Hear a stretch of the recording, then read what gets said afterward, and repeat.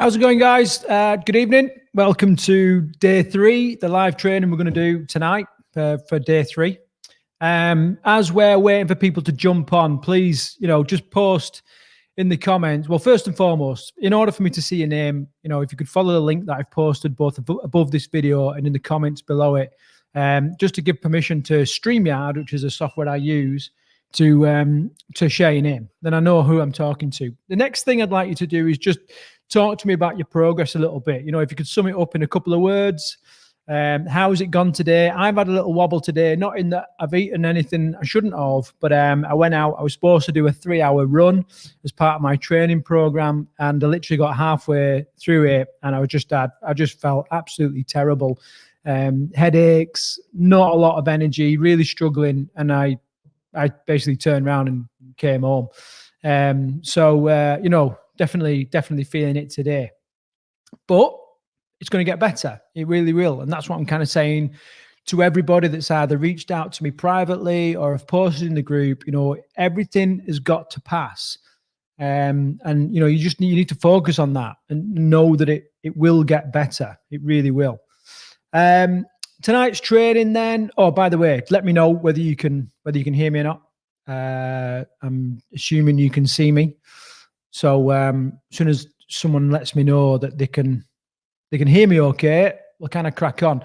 Our training tonight, we're going to do a little bit on easy wins. I'm going to give you a little 5-step strategy which you can use when you're really craving a certain type of food, or you're in that moment where you're about to break, and it can just help you a little bit, something to think about.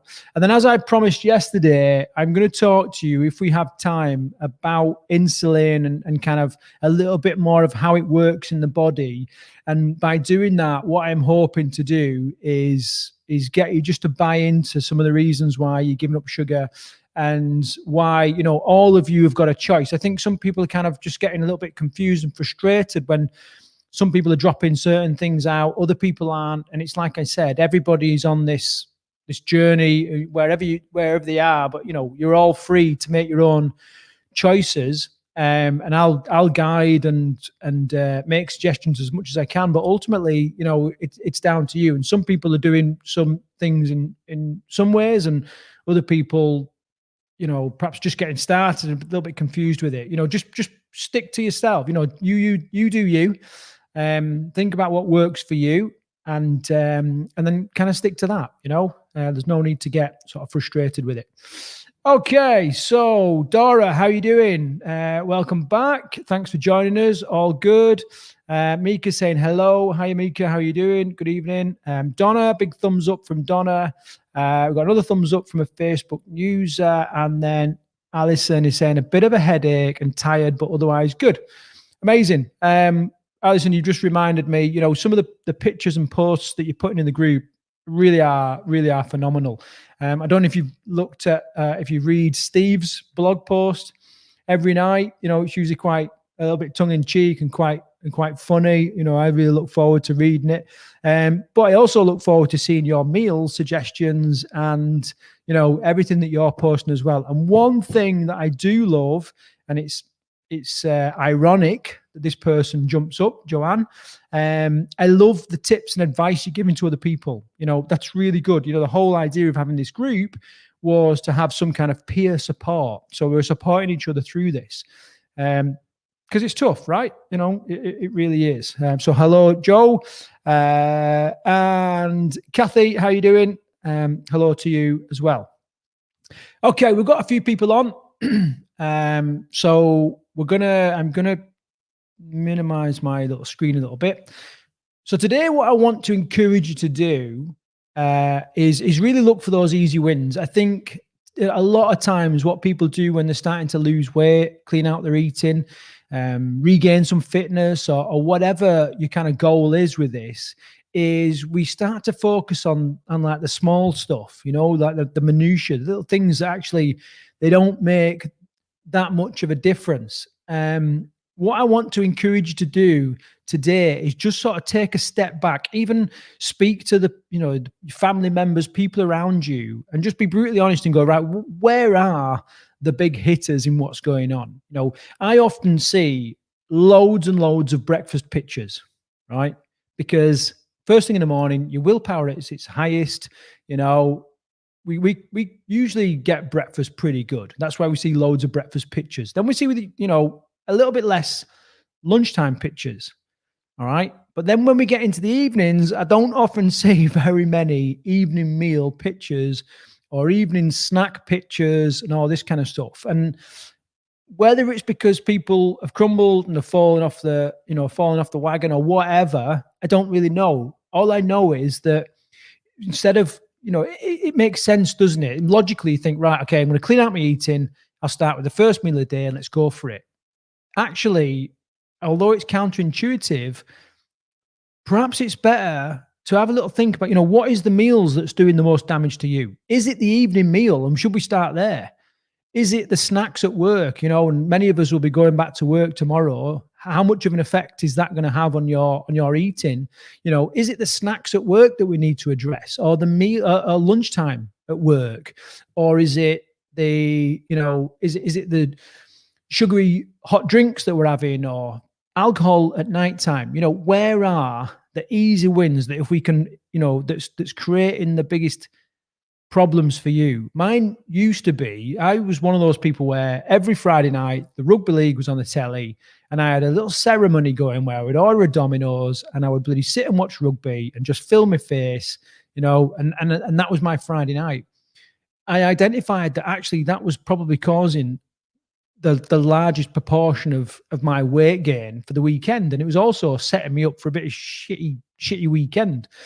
So I focused on that and I started to clean it out. I swapped my Domino's and I started having a little like cheese and like fruit board, like some cooked meats and that kind of stuff. So it was still a little bit of a ceremony whilst I watched the rugby.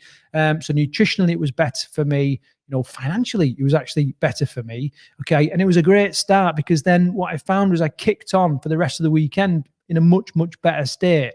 So tonight, whether you grab a bit of paper, whether you just write some notes on your phone, whatever it is, look for those easy wins, the low-hanging fruit, if I can, get away with that pun.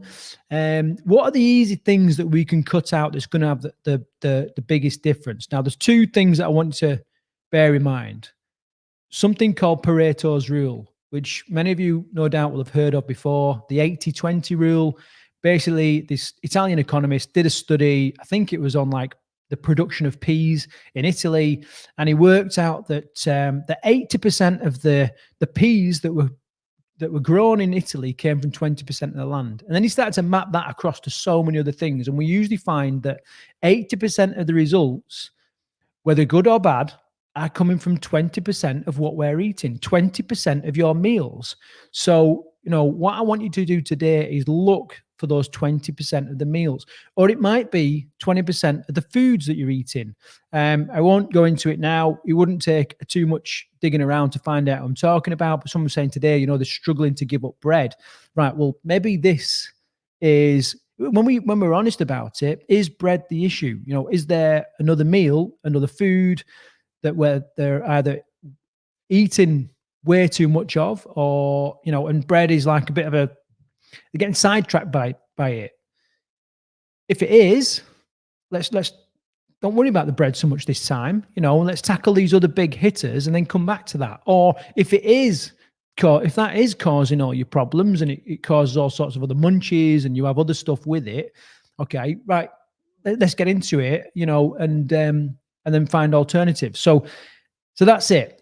Maybe you can share some of your easy wins now. Just have a little think about it, a couple of minutes, a few seconds or whatever. What would be your easy wins now? Not last week, because we've already made a few days progress. What is going to be the next steps for you? Okay, so let me know, and I'll just bring up Claire's with us. How you doing, Claire? How you doing? By the way, Claire, I've not got it with me, but you got me a Save the Rhino face mask, like hoodie, snuddy thing for Christmas. I've used it every day since. I absolutely love it. It's absolutely phenomenal. So thank you very much for that. So whilst I'm waiting for a couple of them answers to come through, I'll just have a little sip of water.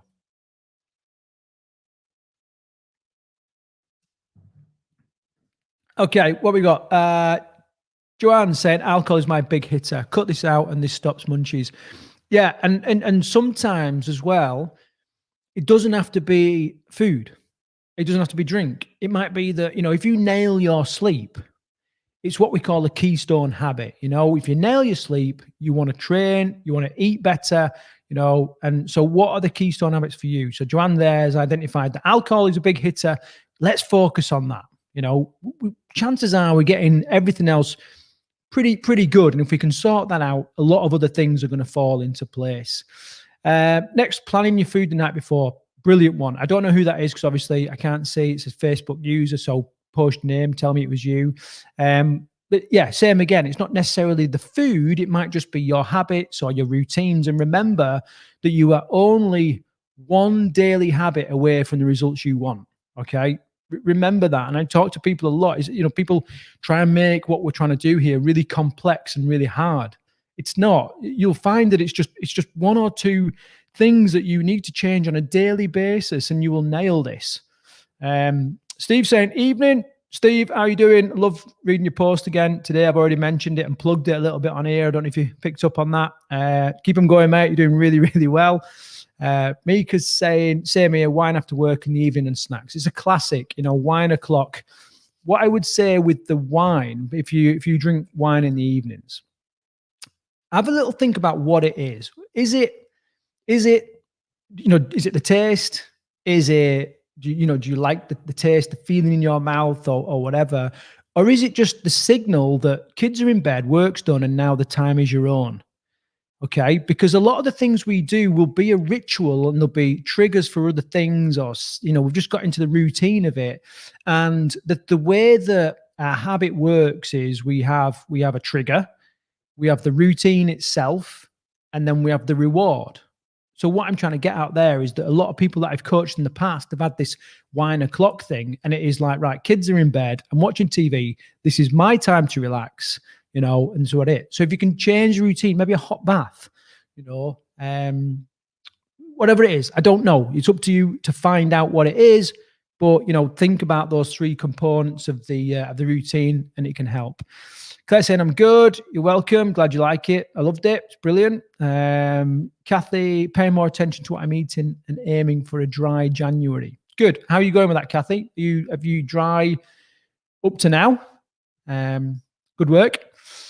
Sarah with the comment there. That's good. Planning the night before. Good for you, Sarah. Steve, boom. You can have that, mate, for your amazing post. Claire saying the sleep is a biggie for her. If I don't get enough sleep and laying late, I start eating later. Yeah. So this is the thing, we can either wrestle with the freaking devil, right? And like fight all these sugar cravings and all that kind of stuff. Or we can just pull it back a bit and focus on our sleep, knowing that if we get that as good as it can be, it doesn't have to be perfect. It just needs to be as good as it can be. Everything else will fall into place. Okay. And this is what we're talking about tonight. This is what I'm encouraging you to think about tonight. All right. So I'll look out for a few more of those coming through. And I want to just show you a little technique that I run through whenever I'm sort of faced with a craving. And you might want to do a similar kind of thing. Right. Here it is. Diane is saying boredom in the evenings, I resort to food. Yeah, it's a classic thing. We often, if you asked somebody, you stop someone in the street and said, right, why do we eat? They'd say, well, when you're hungry. Do we? Really? Honestly, in this country with an abundance of food, are we ever truly hungry? Not often. So why do we eat? And you might say, well, sugar withdrawals and all this kind of stuff. But fundamentally, we eat to change our emotion, or to change our state in our body, or to enhance a state in our body. So, for example, if we're bored, right, okay, what am I going to do now? Oh, I'll go and have a hunt around the kitchen, and that'll pass a bit of time, and I'll see what I can munch on. When we get this dump of dopamine, and you get a little bit of reward, and then before long, it becomes a bit of a habit and a bit of a routine. And these are all things that we're kind of battling right now. Boredom is one. Even if you're happy, you're like, oh, you're happy, okay, let's get something to eat. You know what I mean? You want to enhance that state in the body. When you start to think of it in those terms, you then develop the ability to go, right, what state am I in right now? And is this state normal? Is it justified? Is there some other way that I can change it? So, for example, quite often when I'm kind of really struggling in the day, I'll literally, when someone would say, "Oh, you're getting out of bed the wrong side," I'll literally go back to bed, 20-minute meditate. I'll get absolutely, as if I would go to bed normally, 20 minutes, have a little nap, meditation, whatever. Get up, get showered, completely different state. Because I've really started the day again. It doesn't have to be like that. You can go for a walk around the garden. Steve was talking about doing a few press ups. All geared towards kind of just changing your state. Now, what we tend to do in the evenings, let me bring up my picture, like so you can see, is we'll kind of move the microphone a little bit. We'll kind of sit there, arms crossed, legs crossed, in the same position. Now, whether we're in the same position, when we lock in our body position, we lock in our state. It is really hard to change the state that your body's in when your body is all locked up like this. So straight away, just by loosening off the arms, shuffling around in your seat, uncrossing your legs, go and sit in a different seat, go and walk around the kitchen, whatever, then we can start to change our state a little bit. And sometimes it really can be that simple. And I'm not poo-pooing like the strength of sugar cravings, because by God, I know they can be really, really powerful. But if you're eating just through boredom, it is that change of state that you need. So good point there. Dora's saying Friday, Saturday were my wine nights, and the Wednesday creeped in, and then I eat. Yeah, that's what happens, isn't it? I have this saying where, I say Harold Shipman, one of the most prolific serial killers of our time, of all time, he didn't start as a serial killer. He started when he was a kid. His mum was quite ill, and the doctor would come along, and every week he would see the doctor administer some morphine to his mum, and suddenly his mum just felt much, much better. He then became a GP later in life, and people were coming in pain and unwell. So he started giving them a little bit of extra medication. Before he knew it, it killed 250 odd people or whatever it is. And that's the same with us. We start off with a glass of wine on Friday, no problem. Then it becomes Saturday. Still not too much of an issue, but then it's Wednesday, Thursday, and then Monday, and and it just kind of snowballs from there. Right, let's get into this little bit of training. Keep the comments coming; they're really good. Right, do it like this. Hopefully you can see this screen, you see the writing a little bit. If you're watching on the phone, you might not be able to, but I will post this in the group when I'm done. Okay. If I don't by the end of tonight, please someone just comment and remind me. Right. So I literally call this the "I will do this now" technique. All right. And there's a load of stuff going on here. And if anybody's read The Chimp Paradox by Professor Steve Peters, or any kind of book that talks about, the 3 different components of the brain and how they work, this works absolutely alongside with that. I'll get rid of my face. You might be able to see it. So basically, if you look on the left-hand side, hopefully you can see my little cursor here. This is like what we need to do whenever we're faced with a moment where we're gonna eat something we don't want to. Okay, that it's a bit crap. It's not in line with what we're trying to do right now. What do? The first thing we need to do is we need to buy some time, because what's happening is your chimp brain, your real primitive, really fast acting brain, all it wants to do is keep you safe and find reward. Okay. So that is why you're in Costa or wherever, and you're like, "Oh, that's fine. Yeah, I'll just have a cup of tea." And then before you know it, you've got like a muffin. You're like, "Shit, how did that?" Because and this chimp brain can be 4 times faster than our logical brain. All right. So what we need to do, first of all, is need to buy a bit of time. Okay. You will all recognize this scenario. What we need to do after that is then we need to find a way to engage logic, because let's face it, if we was logical about what we ate, truly logical, we wouldn't freaking eat a lot of the stuff. When we talk about, let me just pose this question and see if anybody kind of works it out. What is the difference between arsenic and sugar?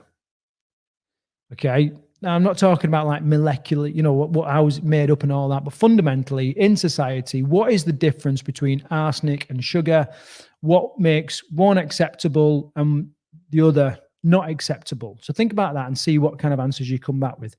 So we need to find enough time there just to engage a bit of logic, okay? The next thing we need to do then is we need to kind of be able to adjust the path that we're on. You know, we're on this path to get some crap food or whatever.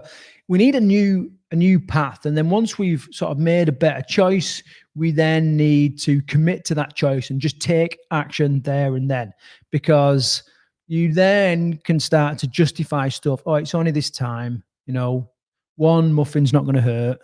Or one glass of wine is not going to hurt. And then we know that these Keystone habits then snowball.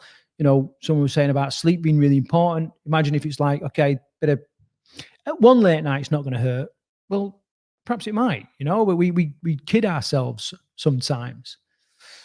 So that's that. I'll wait for a couple of answers to come through. If we don't get any in the next couple of seconds, then I shall move on and we'll talk about the how. If this is good, let me know. If you're getting stuff from this, if you find it quite interesting, then tell me. I don't just want to bore you. Yeah, right. Okay, here we go. So a little bit of arsenic won't kill you, but administered regularly, the buildup it will. Same with sugar. No, but the thing is, like, you know, see if anyone else comes up with some. One kills you quick. Right, here we go. I don't know. Stella. Right, Stella's nailed it. One kills you quickly, one slowly. And that is exactly right. Arsenic, we know, is a poison, right? It's unacceptable in society. You can't just, someone comes round, you know, a workman comes round to sort out your bloody blocked toilet or whatever, and you're like, oh, do you want a cup of tea? 1 spoon of arsenic or 2, right? We can't say that. It's just not acceptable in society. But you can say to them 1 sugar or 2. But they're both poisons. You know, they're both absolute poisons that are killing us, and the only difference is the time it takes to do it. You know, so anyway, bit of time there. Right, so let's move on. If you're happy, we're going to move on to the how.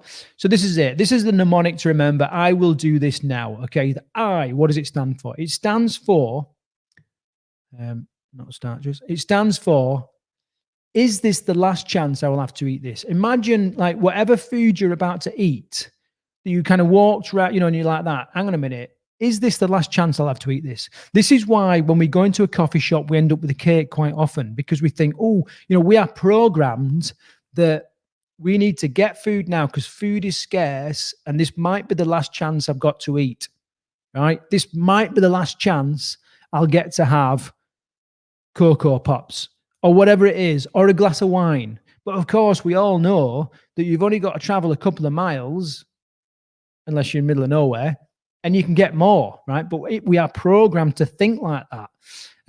When we start to ask, you know, is this the last chance I'll have to eat this? Majority of the time, it's going to be, well, no, right? So we just bought a little bit of time there so that the chimp brain, the real primitive brain, can just, okay, right, hang on a minute. I just need enough time there to engage a bit of logic.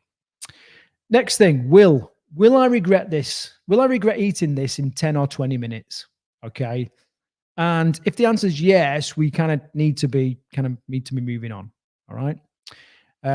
If it's no, well, crack on. You go for it. The do is, do I need this?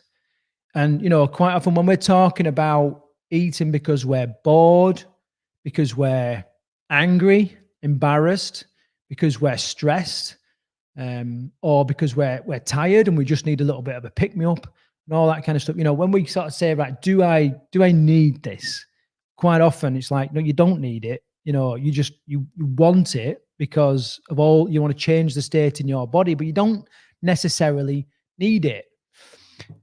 The next thing is very direct, and it's this is a better choice. And I want you to pick something out there and then. So if you're in a coffee shop, if you're in the diner at work, if you are in the kitchen or whatever, find something then and there which is a better choice. It's got less sugar in it. It's just a better makeup of food, smaller portion, whatever it is, point it out. Okay, this is a better choice.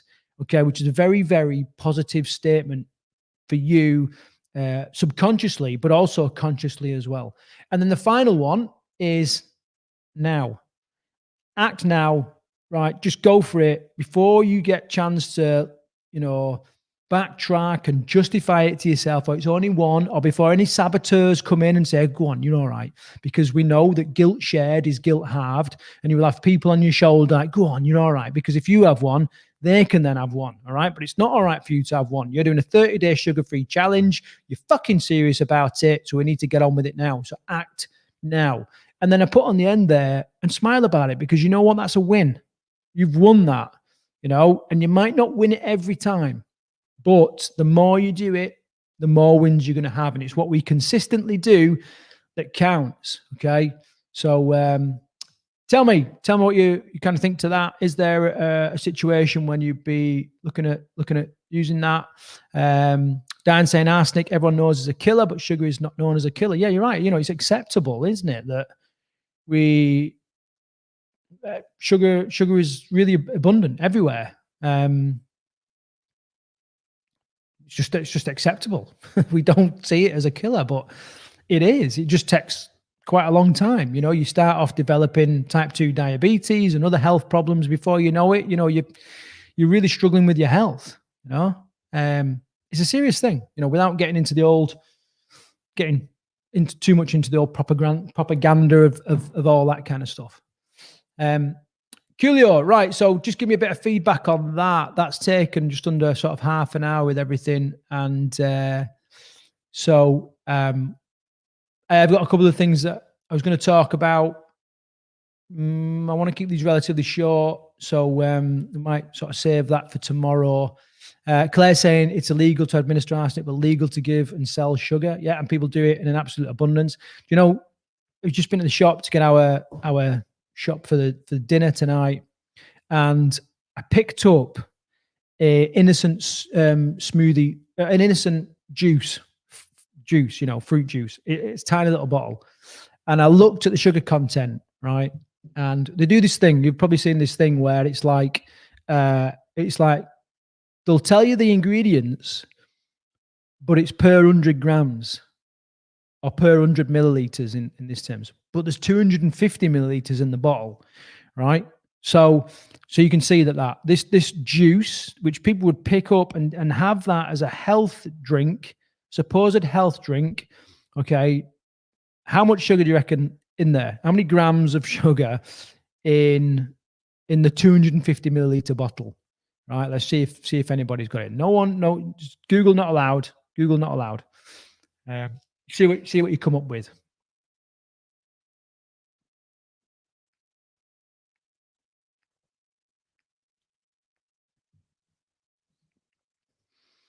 Steve saying, can you advise on refined against natural in fruits? What do you mean, Steve? So the difference between refined sugar and natural fruit in fruits, is that what you mean? Tell me and I'll answer that happily. Automatically say no to the extra cupcake, etc. Once you said no, you can't go back on it. Feeling chuffed when people acknowledge your decision. Yeah, it's funny, isn't it? When people bring like the donuts into an office environment and like, come on, everybody, come on, get amongst it, it's fucking, because they're sharing the guilt and everything. Imagine if you went, no, you're on your own. You eat them. You brought these 12 donuts in. You fucking get them down your neck, and people would be upset, Steve, I'll come back to your question in a minute. Let's get some of these things out. So Claire's saying 30. Someone's saying 22. Someone else is saying probably more than in Coke. Steve's saying sugars. 40 grams, 25 grams, 27 grams from Pip. 75 grams. Okay, so it was, and Steve, I want to come back to your question in a minute. It was 11 grams per 100 milliliters. Yeah. So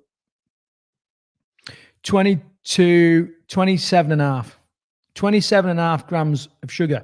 To put that into context, an adult male is daily recommended amount by the FDA and all that kind of stuff is 25 grams.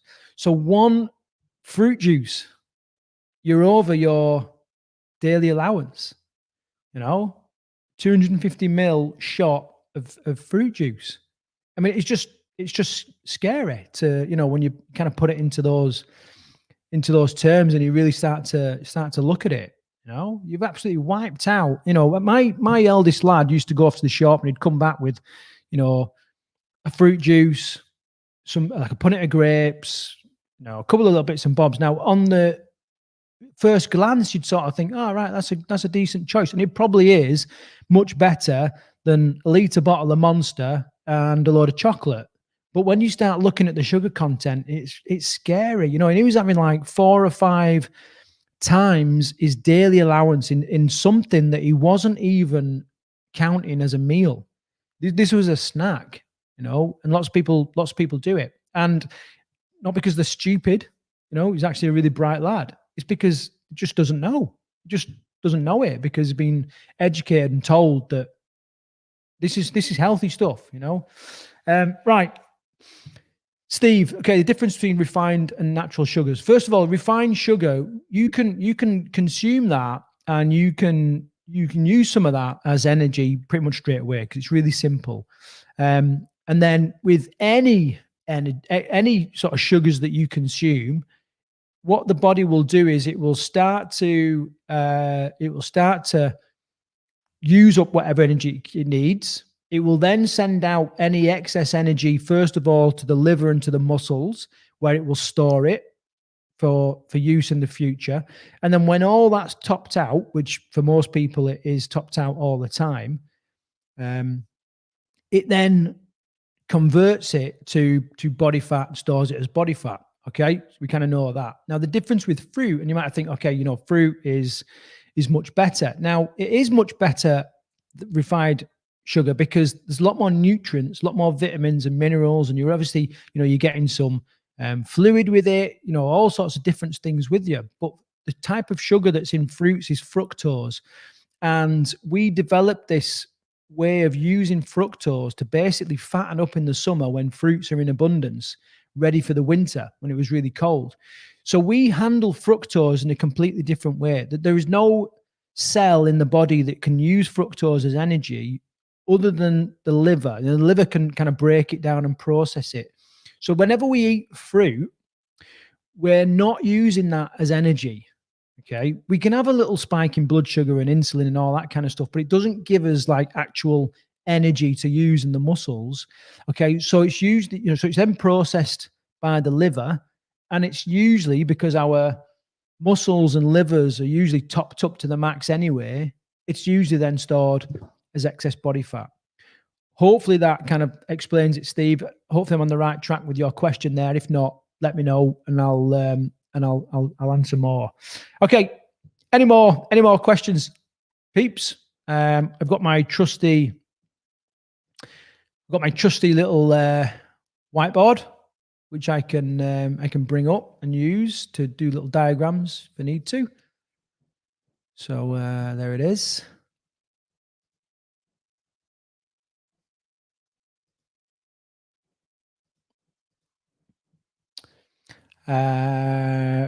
Steve saying, "Bang on, mate. Cheers. Good. I'm glad. Yeah, it's a funny thing. I mean, as I was saying a couple of days ago, if you've, let's say, your kids or whatever, and they're just munching on fast food and chocolate all the time, right? They're not getting they're not getting a lot of nutrients, vitamins, and minerals in there, and they're probably not even reaching the required amount of protein and maybe even good fats to be healthy. So the next logical step is to reduce some of that, start eating some cleaner, leaner protein, some better fats, and maybe even fruits, because, you're getting much more nutrients for it. However, when you're then starting to lose weight, it can actually, have a negative effect, especially when, because people, they kick the ass out of stuff, Some people have rotted the teeth because of eating too many apples, thinking they're being really healthy. We go a bit nuts sometimes. Claire's saying, "What about lactose-free dairy?" What about it, Claire? What are you saying? Joanne's saying, "Can we have these slides, Craig?" Yes, I'm going to post these on the in the group. after this chat, like I said, if I do forget or whatever, let me know. And I'll, in fact, if you're happy, I'll take a couple of seconds and I will. No, I'm not even going to try and do it now in case I lose the lose the signal. But yeah, definitely post that. Claire saying I use this as standard anyway. No, it messed about. No, it is messed about with though. Oh, you mean the lactose-free milk? I know someone allergic to fructose. He couldn't even have tomatoes. So skinny. Makes me think we have it easy. Yeah. Yeah, I mean, there are a lot of foods that, people are just intolerant to. And, not allergies, but just intolerant to. And actually, there'll be foods that you eat now that will be causing problems in your body, which you just put down to other stuff. Like my dad had or has a lot of psoriasis, and any kind of autoimmune disease like that, it's food, predominantly that is creating these autoimmune problems.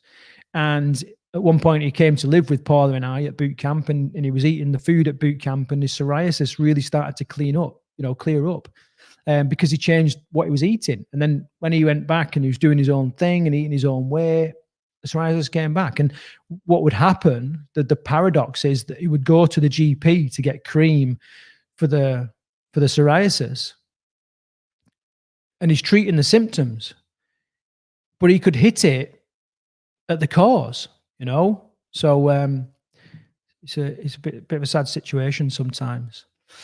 Right, good. I think the questions might be drying up a little bit here. I just keep an eye on the number of people that's online and gauge that as to when I should wrap it up a little bit. So if people start dropping off, then I will bring this to an end. But if you've got more questions, then stick them in.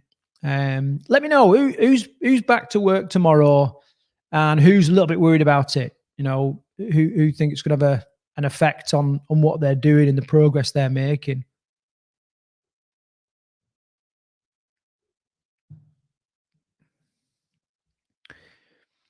Mildred, why do PTs suggest bananas as a good meal before training? The honest truth is because they don't know. Having done the personal training qualification, I'm an advanced personal trainer. The nutrition module on that course is horrific, as is the nutrition module that doctors do. And I've even had sort of stand-up arguments with people who have got degrees and masters in nutrition, because a lot of what they learn has been sponsored by the food companies that create the food. They just don't understand. It's like whenever a new trainer starts at camp, we kind of have to completely reteach them on what they kind of believe. The other thing as well is a lot of PTs have never actually had to deal with weight management. A lot of them have just got good genetics and they can pretty much eat whatever they want. I've seen PTs do a nutrition brief at boot camp and then saying, well, just don't eat chocolate. Well, don't drink wine. Well, don't eat bread and all these things, and then walk into the kitchen and spoon feed Nutella into their mouth. I've actually seen that. And why? Because he fucking gets away with it. I can't get away with that, and the majority of people on this call can't get away with that either, because we struggle to manage weight. We don't have the same genetics. We maybe don't even like sport like they do. A lot of people get into the PT industry because they're naturally good at sport. They've naturally got a good figure. They're always first, second to get picked in the team sports, and it's just a natural progression for them. It's what they do. So and you see a lot of like supposed fitness gurus on Instagram and the like, where it's just like 16, 17-year-old kids as figure models. But 16, 17-year-old kids, they haven't had enough time on this planet for the accumulation of the shit they're eating to have an effect on their body, But then they'll go, yeah, I've been having this juice every day for a week, and look at the weight I've lost, and we just, they don't know, they don't quite understand the trials and tribulations of of weight management. I've had to learn this just like you guys the hard way. I struggled with my weight for a long, long time. And I put it down to I was big boned. Everybody in my family was fat, and I'm just destined to be fat as well. When I started to learn these different kind of things, I discovered that you can change it. And what it takes is when everybody is zigging, going one way, talking about one thing, actually going the other way is exactly what you need, So yeah, they don't really, and it's the context as well, Mildred. I don't know if you remember, but we spoke about like food. There's no good food or bad food. Like bananas are neither good nor bad. It's just the context is wrong. Now, if you're trying to manage weight, and so that means, you need to create like a calorific deficit, why consume more calories? It's, you want to be kind of eating what you're eating, and then trying to reduce. A lot of people that are trying to lose weight, they'll then start having shakes after the gym. So they've completely cancelled out what they've done in the gym. If you're trying to manage weight, you want to, as long as you're getting plenty of vitamins and minerals and your macros, enough protein, fats, and good quality carbohydrates, we don't need to be consuming any more calories. Okay. So, yeah, so it's a good question, and it's a bit of a sad industry. It's reality really, where, we are, in fact, I stopped calling, our trainers because, people just think a trainer is a trainer. And we started calling them coaches because they've just got a different, they do more, than just anybody can kind of turn up and train somebody. But when you start to give effective information, that's something slightly different. Anyway, I'm getting on a bit of a soapbox there. Yeah, back to work, but food not a problem while working. Good for you, Dan. Like to hear it. Eva, I'm back to work tomorrow, working from home, so slightly more in control. Good. It's when I finish work. Right. Okay. Yeah. Get it? Retired. Good for you, Stella. Luckily homebound by Corona. Good, Mika. Pip working from home, and I think I'll find it easier to plan. Good for you. Donna back to work, but working from home, so going to be an arm's length away from the fridge. Yeah. The fridge. The dreaded fridge. I'm not allowed to work at the moment, so plenty of time to look after Dora. Good for you. What do you think about Huel shakes, the low carb, dairy free, vegan one for the odd occasion? Yeah, I mean, all these things, we've got to look at them for what they are or what they're supposed to be. Okay, because there's a difference from what they're supposed to be. It's from what we actually use them for. So they're a meal replacement drink. Okay, so we're supposed to like replace a meal every now and again, not freaking live on them for the next 10 years. There's a lot of like shake weight loss programs. They're not good. A couple of reasons. Regardless of what you're drinking, liquid food will spike your insulin. Okay, there's a lot of people posting about soups and stuff, and you've got to be careful with soups because liquid food. If you think about it, the digestive process has been done outside the body. You don't need to, you can literally just put it in your mouth and swallow it. You don't have to do anything with it. Okay, so if you're do like chunky soups, do food that you've got to bugger about with in your mouth and you've got to work at to digest it. That's going to be much better than something that's just like liquid. And the other thing is it's not going to sit in your stomach for very long. So you will tend to feel hungrier, and maybe even eat more because the food that you are drinking is just straight through your body. Especially if it's like the vegan one where there's no, unless there's some kind of fat or protein in there. Carbohydrate does not trigger leptin very well. Leptin is the hormone that the body will produce to tell you when it's full. When food reaches, I can't remember, the large intestine or the small intestine, I can't remember, one of the intestines, okay, it triggers leptin and it tells you are full. No need to eat anymore. Okay. But carbohydrates doesn't have that effect. Okay. So you've there's a couple of little problems there.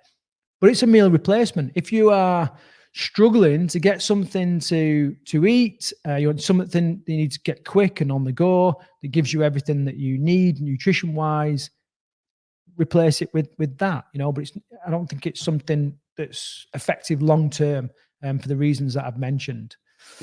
I've planned for the week, and I've spent time today prepping for the week to be successful, planning meals and prepping snacks. This is the only thing that makes me stick to the plan and gives me choice of foods instead of being dictated to, which I hate, just like my wife. Yeah, brilliant. I mean, I think it works for some people. Some people can do that, and they're very just get everything in order, and they respond to that really well. Other people are very much like, I'll just kind of make it up as I go along. The important thing is you run that, Joanne, and you keep it going and focus on that, because that is what's working for you. So good effort. Eva, random question. When are you next online? Tomorrow? What time? I'll put around after this, and I'll answer a few questions in writing in the Facebook group if you've got little things that prop up. And then I'll be back 6 o'clock tomorrow. Okay, I'm going to try and keep these live streams same time every day. Tomorrow we are talking about starches. So when people talk about like breads and that kind of thing, this is what we're talking about tomorrow. Let me bring up my little thing. We're going to talk about like starchy foods. Okay, potatoes, bananas, which have been mentioned tonight, breads, all that kind of stuff. So we'll do that 6 o'clock tomorrow. What's this? I've got chunky soup tonight. Stella, yeah, good for you. No, that's fine. That's fine. Chunky soup, much better. And it's one of those things where sometimes when I say stuff, I think, oh no, what rabbit hole is this going to create? Stick with it. It's fine. It's don't freak out when I kind of say stuff like that. It's just, these are the little hitters probably. Stella, there may well be other things that you've got to address before you start looking at like whether you have soup or not. And remember, it's what we consistently do. If you're consistently eating soups, shakes, liquid foods, then you're gonna have problems with that. If it's every now and again, we're good with that. We're fine. So that's all right. Mika saying thank you very much again. Thank you, Mika, for turning up. I think you've been here every night. Who's been here every night so far? Tell me, because deserves a bit of recognition for truly committing. Mika, you definitely have. Dora, you definitely have. Claire, you're on everything. So hats off to you. Who else has been here? So we're going to start wrapping up now, guys, unless there's any more questions. Let me have a little sip of water whilst you type stuff in.